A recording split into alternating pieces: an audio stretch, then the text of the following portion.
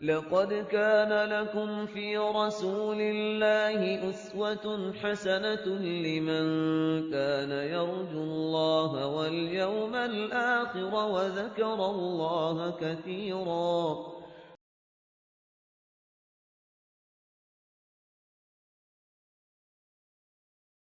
نحمده ونصلي على رسوله الكريم اما بعد فاعوذ بالله من الشيطان الرجيم بسم الله الرحمن الرحيم رب اشرح لي صدري ويسر لي امري واحلل عقدة من لساني يفقهوا قولي.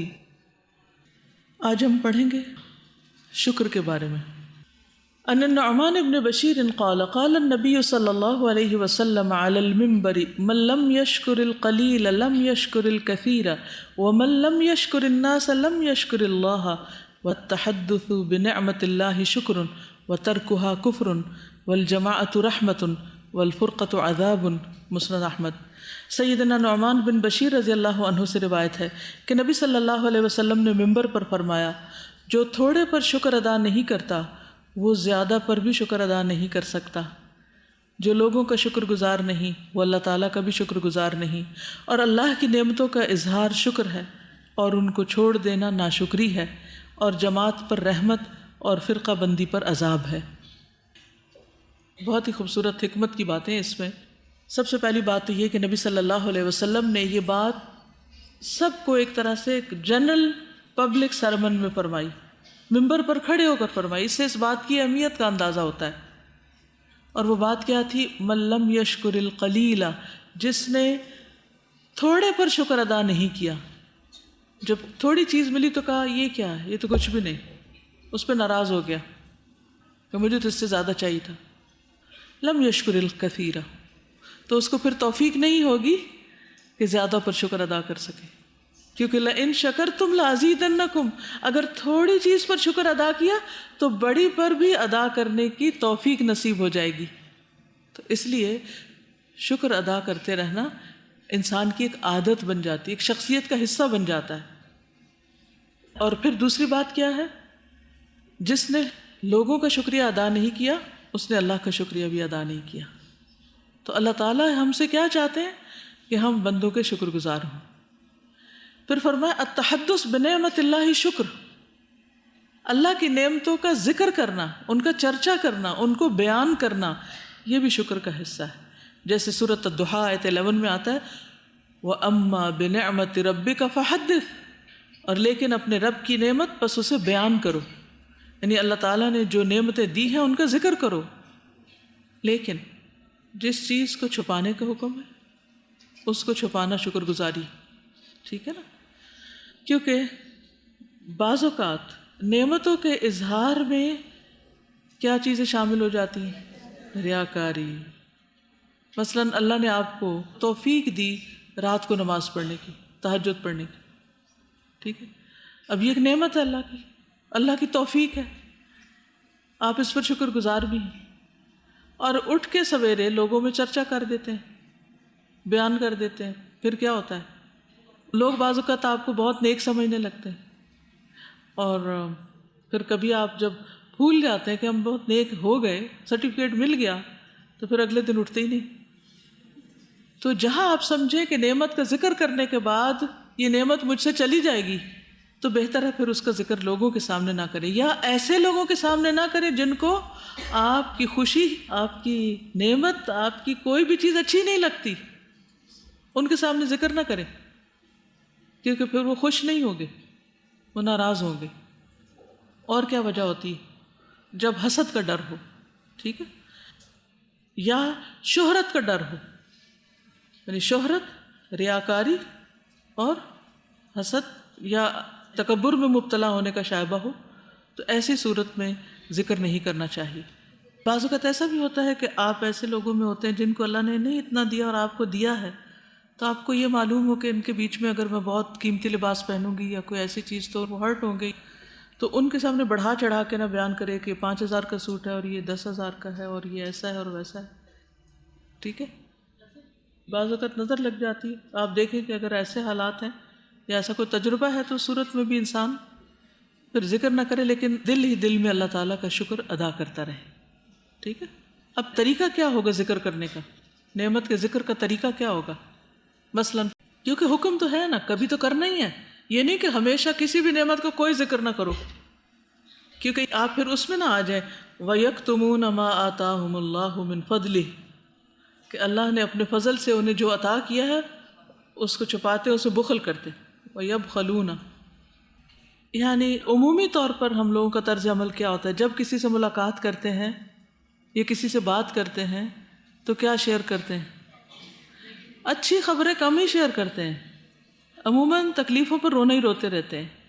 مثلاً قرآن مجید کی نعمت ہے تو اس کو کیسے بیان کریں گے؟ خوش ہو کر بتائیں کہ اللہ سبحانہ وتعالیٰ نے مجھے یہ نعمت عطا کی ہے اور اس سے مجھے یہ فائدہ حاصل ہو رہا ہے، تاکہ اس کے اندر بھی شوق پیدا ہو. مثلاً اللہ سبحانہ وتعالیٰ نے آپ کو علم عطا کیا، تو لوگ جب آپ کو مسائل بتا رہے ہوں تو آپ اس وقت ان کو حل بتائیں اللہ کی طرف سے ملنے والے علم کی روشنی میں. یہ بھی نعمت کے اظہار کا ایک طریقہ ہے. زندگی کے تجربات شیئر کرنا، مثلا بچوں کی تربیت کے حوالے سے یا اور اسی طرح کے جو اللہ نے آپ کو کوئی خاص حکمت کی چیزیں سکھائی ہیں اس کو دوسروں کے ساتھ شیئر کرنا، یہ بھی نعمتوں کا اظہار ہے. ایز لانگ ایز آپ کے اندر ریاکاری اور دکھاوا اور غرور نہ پیدا ہو اور دوسروں کو حقیر جاننے کا خیال نہ آئے دل میں.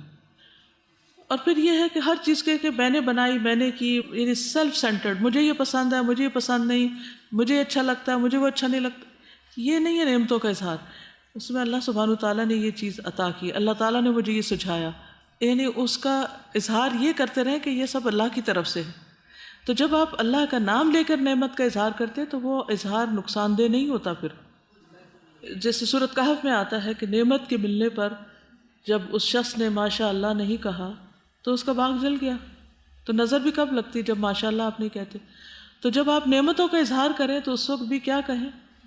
الحمدللہ یا ماشاء اللہ. اور سننے والا بھی کیا کہے کہ بارک اللہ یا تبارک اللہ، یعنی کوئی نہ کوئی اس میں اللہ سبحانہ وتعالیٰ کا ذکر کسی نہ کسی شکل میں ہوتا رہے. تو ایسا اظہار جو ہے یہ اللہ تعالیٰ کو پسند ہے، اور اس سے انسان فخر، غرور اور تکبر میں مبتلا نہیں ہوتا، اور نعمت پر اترانا بھی نہیں چاہیے. ٹھیک ہے؟ تو گویا اس حدیث میں واضح طور پر ہمیں بتا دیا گیا کہ نعمت کے شکر میں زبان سے اظہار کرنا بھی شامل ہے. والجماعت رحمت، اجتماعیت، جماعت، مل جل کے کام کرنا، ٹیم ورک، آپس کے تعاون سے کوئی اچھا کام کرنا رحمت ہے، کیونکہ اس میں کام آسان ہو جاتے، ذمہ داریاں بڑھ جاتی، اچھے مشورے مل جاتے. والفرقۃ عذاب، اور تفرقہ بازی عذاب ہے کہ ہر کوئی بس اپنی گاڑی چلا رہا ہے اور اپنی مرضی کرنا چاہتا ہے اور اپنے آپ کو بڑی چیز سمجھتا ہے اور کسی کے مشورہ لینے کو یا کسی کی بھی بات سننے کا روادار نہیں. تو یہ چیزیں انسان کے لیے مصیبت کا باعث بنتی ہیں. لیکن آج افسوس کے ساتھ کہنا پڑتا ہے کہ مسلمانوں کے اندر ٹیم ورک سب سے کم ہے. پچھلے دنوں کسی نے مجھ سے ذکر کیا کہ جاپان میں جو ایجوکیشنل سسٹم ہے اس میں فرسٹ، سیکنڈ، تھرڈ کوئی چیز نہیں ہوتی، ٹیم اے، بی، سی ہوتی ہے.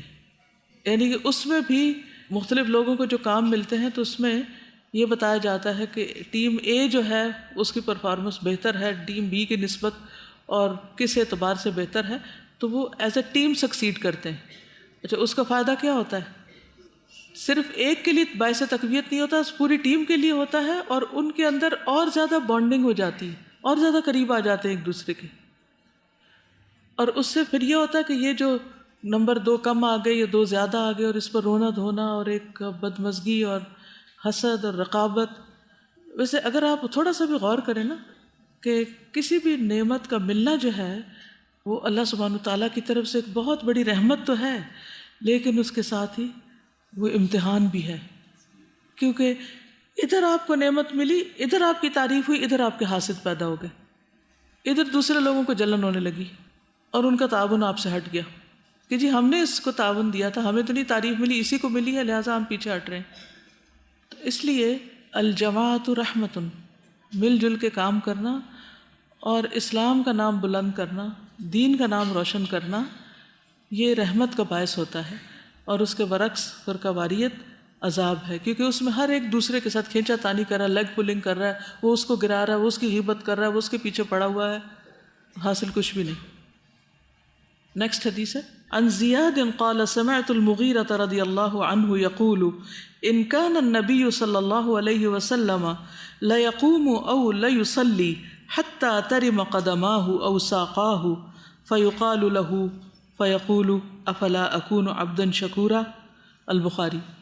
سیدنا زیاد رضی اللہ عنہ کہتے ہیں کہ میں نے مغیرہ رضی اللہ عنہ کو یہ کہتے ہوئے سنا کہ نبی صلی اللہ علیہ وسلم قیام فرماتے یا نماز پڑھتے کہ آپ صلی اللہ علیہ وسلم کے دونوں پاؤں یا آپ کی دونوں پنڈلیوں پر ورم آ جاتا. جب آپ صلی اللہ علیہ وسلم سے اس کے متعلق پوچھا جاتا تو فرماتے کیا میں اللہ کا شکر گزار بندہ نہ بنوں. تو اس حدیث سے پتہ چلتا ہے کہ شکر گزار بننے کے لیے اللہ سبحانہ وتعالیٰ کی عبادت میں کثرت کرنی چاہیے. یعنی شکر صرف زبانی کافی نہیں کہ اللہ آپ کا بہت شکریہ، یہ بھی اچھی بات ہے، نعمتوں کا ذکر بھی اچھی بات ہے، لیکن اس کے ساتھ ساتھ کیا ضروری ہے؟ عبادت کی کثرت. جیسے نبی صلی اللہ علیہ وسلم کا طرز عمل یہاں بتاتا ہے کہ آپ کے پاؤں سوج جاتے اور آپ عبادت میں مشقت اٹھاتے، حالانکہ اللہ سبحانہ تعالیٰ نے آپ کے اگلے پچھلے گناہ معاف کر دیے تھے. ایک روایت میں آتا ہے کہ آپ کے پاؤں پھٹ جاتے، ٹھیک ہے نا، لیکن اس کے باوجود آپ تہجد کی نماز نہیں چھوڑتے تھے.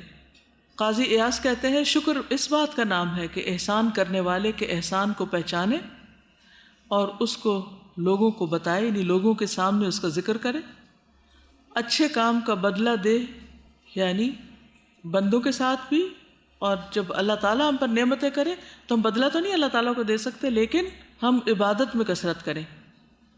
تو اعتراف بھی، تعریف بھی، اور اطاعت پہ قائم رہنا، اور عبادت میں پابندی اور عبادت کی کثرت. جان دی ہوئی اسی کی تھی، حق تو یہ کہ حق ادا نہ ہوا.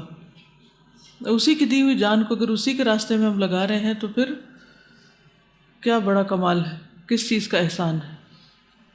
قرآن مجید آپ کو اللہ سبحانہ تعالیٰ نے دیا، اور آپ کو جسم، جان، آنکھیں، سب کچھ اللہ سبحانہ تعالیٰ نے دی. تو اگر ہم اپنے جسم کو، آنکھ، کان، دل، زبان کو اللہ کی راہ میں، اللہ کے کلام پڑھنے میں لگا رہے ہیں تو یہ صرف شکر گزاری ہے، کسی پر احسان نہیں. جبکہ اللہ تعالیٰ نے پیدا ہی ہمیں اپنی عبادت کے لیے کیا ہے، تو کوئی بھی اپنی ڈیوٹی پوری کر کے احسان نہیں کسی پہ جتاتا. اس لیے جو شکر ادا کرتا ہے وہ اپنے ہی فائدے کے لیے کرتا ہے.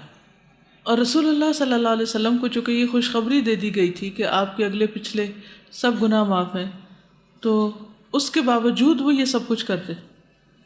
تو اس سے کیا پتہ چلتا ہے کہ جب ہمیں یہ پتہ بھی چل جائے یا ہمیں یہ احساس ہی کبھی ہونے لگے کہ ہم نے بہت نیکیاں کر لی ہیں، تو بھی مزید نیکی کرنے سے رہ نہ جائیں، کیونکہ شکر گزار جو ہوتا ہے کبھی بھی اس کا دل نہیں بھرتا. منعم اور محسن کے ساتھ جوابی طور پر اچھا رویہ اختیار کرنے سے کبھی بھی وہ تھکتا نہیں. تو آپ صلی اللہ علیہ وسلم عبادت اس لیے نہیں کرتے تھے کہ آپ کو کوئی پریشانی تھی یا آپ پر کوئی مشکل تھی تو اس کے حل کے لیے عبادت کریں، سراسر شکر گزاری کے طور پر کرتے تھے. عن ابی بکرۃ عن النبی صلی اللہ علیہ وسلم انہ کان اذا جاءہ امر سرور او بشر به خر ساجدا شاکرا للہ. ابن ماجہ. سیدنا ابو بکر رضی اللہ عنہ سے روایت ہے، نبی صلی اللہ علیہ وسلم سے روایت کرتے ہیں کہ جب آپ صلی اللہ علیہ وسلم کے پاس کوئی خوشی کی بات آتی یا آپ خوشی کی کوئی خبر دیے جاتے تو اللہ تعالیٰ کا شکر ادا کرنے کے لیے سجدے میں گر پڑتے. ایک اور جیسچر، ایک اور طریقہ ہے شکر گزار ہونے کا، یہ ہے عمل کی شکر گزاری. شکر کے نفل نہیں ہے کوئی، شکرانے کے نفل، ٹھیک ہے. شکر کے لیے سجدہ ہے، سجدہ شکر ہے. یعنی رسول اللہ صلی اللہ علیہ وسلم کو جب کسی چیز کی بشارت دی جاتی تو آپ سجدہ ریز ہو جاتے. اور سجدہ شکر ایسی خوشی والے کام کے لیے ہوتا ہے جس کی کوئی اہمیت ہو، کیونکہ اہم موقع ہو، ہر کام میں نہیں، ٹھیک ہے. کیونکہ دن میں آپ کئی بار خوش ہوتے ہیں، تو اگر آپ کو لوگ دیکھیں گے کہ آپ ہر وقت زمین پہ کچھ کر رہے ہیں تو انہیں سمجھ نہیں آئے گی. یعنی جب کوئی بہت اہم خوشخبری ملتی، کوئی فتح کی خوشخبری ملتی، کوئی بہت بڑی چیز سامنے آتی، ورنہ دل میں ہی شکر ادا کر لینا کافی ہوتا ہے. اس سجدے کے لیے وضو کی شرط نہیں ہے، نہ ہی رکوع کی شرط ہے، نہ ہی ایون کھڑا ہو کر سجدے میں جانے کی شرط ہے. جہاں آپ بیٹھے ہیں چاہے سواری پہ بیٹھے چاہے گھر میں بیٹھے، جہاں بیٹھے وہیں گر پڑے، ٹھیک ہے نا؟ یہ فوری سجدہ ہے، ایک ہی سجدہ کرنا ہے، سبحان ربی الاعلیٰ پڑھنا ہے، سلام کا حکم نہیں ہے اس میں، صرف سجدہ ہے، ٹھیک ہے؟ اور اسی طرح یہ ہے کہ سجدے کی کوئی بھی دعا پڑھ سکتے ہیں، مثلاً اور کون سی دعا ہے سجدے؟ سبحانک اللہم ربنا وبحمدک اللہم اغفر لی، تسبیح ضروری ہے اور اس کے ساتھ یہ پڑھ لیں، ٹھیک ہے؟ ایسے شکرانے کے نفل کوئی چیز نہیں ہے، یعنی کوئی ایسی نماز آپ صلی اللہ علیہ وسلم نے پڑھی نہیں جس کو شکرانے کی نماز قرار دیا ہو۔ توبہ کے تو ہیں، توبہ کا آتا ہے نا کہ اگر کسی شخص سے گناہ ہو جائے اور پھر وہ اچھی طرح وضو کرے اور نماز پڑھے جس میں کوئی ادھر ادھر کی باتیں نہ سوچے، پھر اللہ تعالیٰ سے معافی مانگے تو اللہ تعالیٰ اس کے گناہ معاف فرما دیتے ہیں۔ ہر نماز سے پہلے لازم نہ کریں، لیکن نوافل پڑھنے کے جو بھی اوقات ہیں کسی بھی وقت پڑھا جا سکتا ہے۔ چاشت کے نفل ایک طرح سے شکرانے کے ہی ہوتے ہیں، لیکن اس کو شکرانے کا نام نہیں دیا جائے گا۔ کیوں؟ کیونکہ وہ جسم کے 360 جوڑوں کا صدقہ ہوتا ہے۔ قرآن مجید میں اللہ سبحانہ وتعالیٰ نے جو نبی صلی اللہ علیہ وسلم کو فتح کے موقع پر حکم دیا، اذا جاء نصر اللہ والفتح ورأیت الناس يدخلون فی دین اللہ افواجا فسبح بحمد ربک واستغفرہ انہ کان توابا، ٹھیک ہے؟ تو اس میں آپ کو تسبیح کا حکم دیا گیا کہ آپ اللہ کی تسبیح بیان کریں، استغفار کریں۔ تو یہ جو تسبیح اور استغفار اور ذکر کی کثرت ہے، جیسے زکریا علیہ السلام کو حکم دیا گیا تھا جب ان کو بیوی کے حمل کی خوشخبری ملی کہ جب تمہیں پتہ چلے تو تم کیا کرنا؟ تسبیح کی کثرت کرنا صبح و شام، اور کسی سے بات نہیں کرنا۔ تو تسبیح کا ذکر ملتا ہے۔ اسی طرح نماز کا بھی اگرچہ ذکر ملتا ہے، لیکن کوئی ہمیں نماز پرسکرائبڈ ایسے نہیں بتائی گئی، جیسے انا اعطیناک الکوثر فصل لربک وانحر ان شانئک هو الابتر، کہ ہم نے آپ کو خیر کثیر عطا کی تو آپ کیا کریں؟ اپنے رب کے لیے نماز پڑھیں اور قربانی کریں۔ لیکن اب قرآن مجید کی اس آیت سے تو پتہ چل رہا ہے کہ نماز پڑھیں، لیکن یہ نہیں پتہ چلتا کہ کیا کوئی خاص نماز آپ کو دی گئی تھی۔ آپ کو جو خاص نماز دی گئی تھی وہ تہجد کی نماز تھی، ٹھیک؟ ونحر اور قربانی، جو آپ نے فتح مکہ کے بعد جب حج کا موقع آیا تھا تو آپ نے 100 اونٹوں کی قربانی دی تھی۔ تو ہم صدقہ خیرات کر سکتے ہیں، تسبیح کر سکتے ہیں، ہم اپنی نماز میں طوالت اختیار کر سکتے ہیں، جو نماز پڑھ رہے ہیں اسی کو بہتر اور بنا سکتے ہیں، تہجد پڑھ سکتے ہیں، اشراق چاشت جو آلریڈی نوافل ہمیں بتائے گئے ہیں انہی کی پابندی کر سکتے ہیں شکرانے کے طور پر، یعنی جو عبادت آپ کر رہے ہیں نا اسی کی کوالٹی اور بہتر بنا دیں، ٹھیک ہے؟ اور صدقہ خیرات کر دینا چاہیے انسان کو۔ چلیے اگلی حدیث ہے حضرت ابو ہریرہ سے 33، عن ابی ہریرہ عن النبی صلی اللہ علیہ وسلم انہ قال الطاعم الشاکر بمنزلۃ الصائم الصابر، ابن ماجہ۔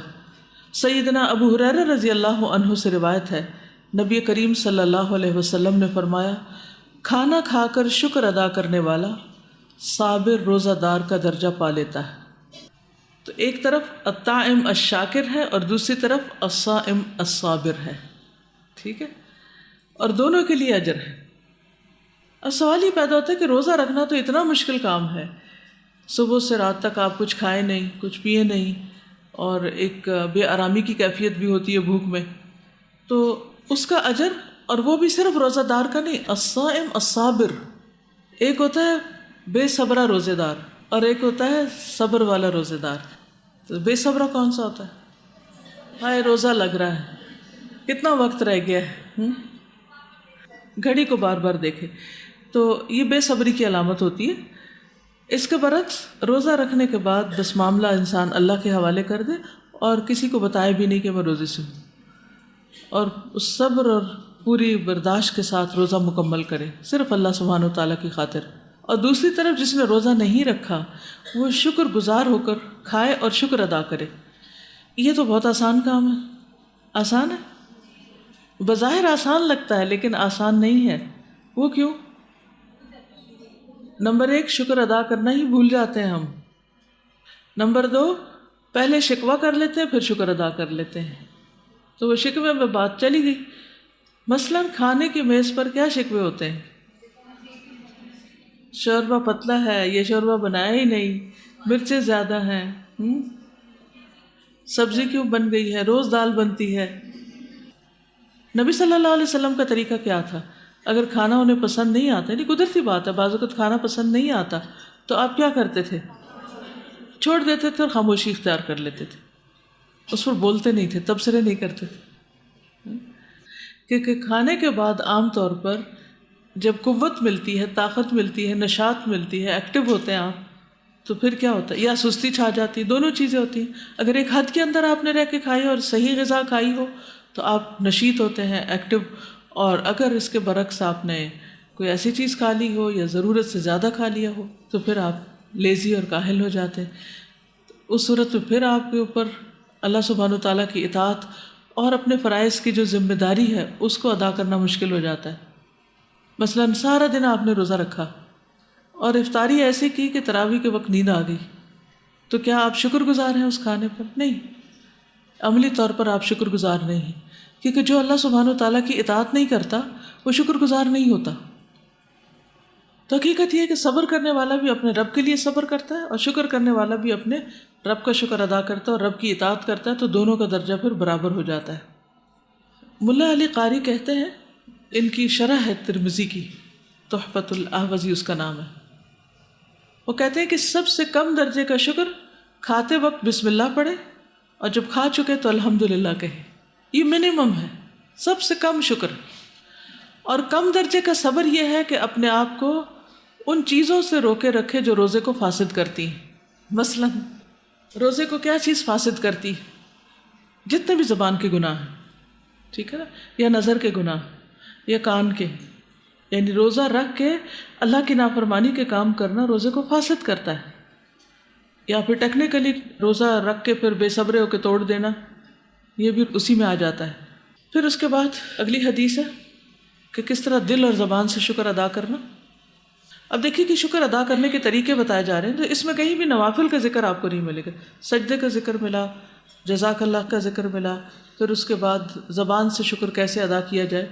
عن ثوبان قال لما نزل في الفضة والذهب ما نزل قالوا فأي المال نتخذ قال عمر فأنا أعلم لكم ذلك فأودع على بعيره فأدرك النبي صلى الله عليه وسلم وأنا في أثره فقال يا رسول الله صلى الله عليه وسلم أي المال نتخذ فقال ليتخذ أحدكم قلبا شاكرا ولسانا ذاكرا وزوجة مؤمنة تعين أحدكم على أمر الآخرة رواہ ابن ماجہ کتاب النکاح۔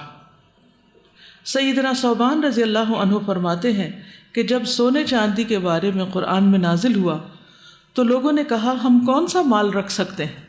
حضرت عمر نے کہا میں تمہیں بتاتا ہوں، پھر اپنے اونٹ کو تیز دوڑایا اور نبی اکرم صلی اللہ علیہ وسلم تک جا پہنچے اور میں ان کے پیچھے تھا۔ حضرت عمر نے عرض کیا اے اللہ کے رسول صلی اللہ علیہ وسلم، ہم کون سا مال رکھ سکتے ہیں؟ تو آپ نے فرمایا تم میں سے ہر ایک کو چاہیے کہ شکر کرنے والا دل اور ذکر کرنے والی زبان اور مومنہ بیوی رکھے جو آخرت کے معاملے میں تمہاری مدد کرے۔ بہت خوبصورت حدیث ہے اور اس میں بہت سارے اچھے اچھے سبق موجود ہیں۔ سب سے پہلی بات تو یہ ہے کہ صحابہ کرام کا قرآن مجید میں غور و فکر کرنا اور اس سے بھی زیادہ فوری طور پر عمل کرنے کا شوق کس قدر زیادہ تھا۔ جب یہ آیت نازل ہوئی کہ والذین یکنزون الذہب والفضة ولا ينفقونها فی سبیل اللہ فبشرہم بعذاب علیم یوم یحمى علیہا فی نار جہنم فتکوی بہا جباہہم وجنوبہم وظہورہم ھذا ما کنزتم لانفسکم۔ مفہوم اس کا کیا ہے آیت کا؟ کہ وہ لوگ جو سونا چاندی جمع کرتے ہیں اور اس کو اللہ کے راستے میں خرچ نہیں کرتے، یعنی اس کی زکوٰۃ نہیں دیتے، تو ان کو دردناک عذاب کی بشارت دے دو۔ جس دن یہ سونا چاندی جہنم کی آگ میں تپایا جائے گا، پھر اس تپے ہوئے سونے سے یا چاندی سے ان کے چہروں اور پیٹھوں کو داغا جائے گا اور ان سے کہا جائے گا یہ ہے وہ مال جو تم نے جمع کر کے رکھا، تو آج مزہ چکھو اس مال کا جو تم جمع کرتے تھے، فذوقوا ما کنتم تکنزون۔ تو لوگ بہت فکر مند ہوئے کہ سونا چاندی جمع کرنا تو ٹھیک نہیں، اب کیا کریں؟ اب کچھ اور جمع کرنا چاہیے کیونکہ مال تو رکھنا ضرورت ہے، اب کیا کریں؟ وہ ابھی یہ باتیں کر ہی رہے تھے تو حضرت عمر سبقت لے گئے، کہنے لگے میں ابھی تم کو بتاتا ہوں. خود تو انہیں نہیں پتا تھا کیا کریں، تو فوراً آگے بڑھے، اونٹ پہ بیٹھے اور اونٹ دوڑا کر نبی صلی اللہ علیہ وسلم کے پاس پہنچے. فوراً سواری لی کہ ابھی پتہ کرتے ہیں جا کے، اور آ کر دوسروں کو بھی بتاتے. تو حضرت ثوبان نے دیکھا وہ جا رہے ہیں، وہ پیچھے چل پڑے، وہ بھی نہیں رکے. تو جب وہ پہنچے تو حضرت عمر نے سوال کیا کہ اللہ کے رسول صلی اللہ علیہ وسلم ہم کون سا مال اختیار کریں جس پر ہماری پکڑ نہ ہو؟ تو آپ نے فرمایا لیتخذ احدکم قلبا شاکرا، بہترین مال اور خزانہ کیا ہے؟ شکر گزار دل، ولسانا ذاکرا، ذکر کرنے والی زبان، وزوجتا مؤمنتا، مومن بیوی جو اپنے شوہر کی آخرت کے معاملے میں مددگار ہوتی. یہ سب سے بڑے خزانے، یہ دنیا کی بہترین متاع ہے. جیسے کہ ایک اور حدیث میں آتا ہے نا کہ الدنیا متاع وخیر متاع الدنیا المرأة الصالحہ، دنیا متاع ہے، فائدے کی چیز ہے، اور دنیا کی سب سے بہترین فائدے کی چیز کیا ہے؟ نیک بیوی، اچھی بیوی. اور اچھی بیوی کی پہچان کیا ہے؟ کہ جو شوہر کی آخرت کے معاملے میں فکر مند ہوتی. اگلی حدیث ہے انسانوں کے احسانات کے شکر ادا کرنے کے بارے میں. عن عبداللہ ابن عمرو ان نبی اللہ صلی اللہ علیہ وسلم قال لا ينظر اللہ الى امرأة لا تشکر لزوجها وهي لا تستغنی عنہ، البیہقی فی السنن الکبریٰ. سیدنا عبداللہ ابن عمرو رضی اللہ عنہ سے روایت ہے کہ اللہ کے نبی صلی اللہ علیہ وسلم نے فرمایا اللہ تعالیٰ قیامت کے دن اس عورت کی طرف دیکھے گا بھی نہیں جو اپنے شوہر کی ناشکری کرتی ہے حالانکہ وہ اس سے بے نیاز نہیں رہ سکتی. اسی لیے فرمایا نا کہ جو عورت 5 وقت کی نماز پڑھے، رمضان کے روزے رکھے اور اپنے شوہر کو خوش رکھے، وہ جنت کے جس دروازے سے چاہے داخل ہو جائے.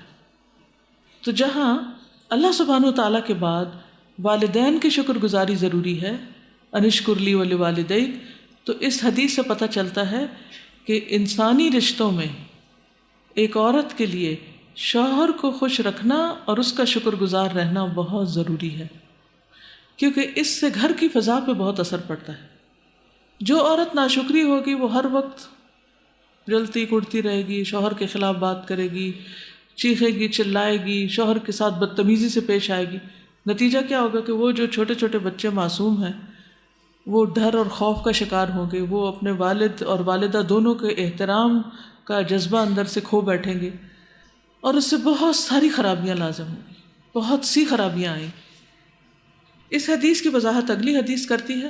عن اسماء ابنت یزید الانصاریہ مر بی النبی صلی اللہ علیہ وسلم وانا فی جوار اطراب لی فسلم علینا وقال ایاکن وکفر المنعمین وکنت من اجرئہن علی مسئلته فقلت یا رسول اللہ وما کفر المنعمین قال لعل احداکن تطول ایمتها من ابویها ثم يرزقها الله زوجا ويرزقها منه ولدا فتغضب الغضبة فتكفر فتقول ما رأيت منك خيرا قط.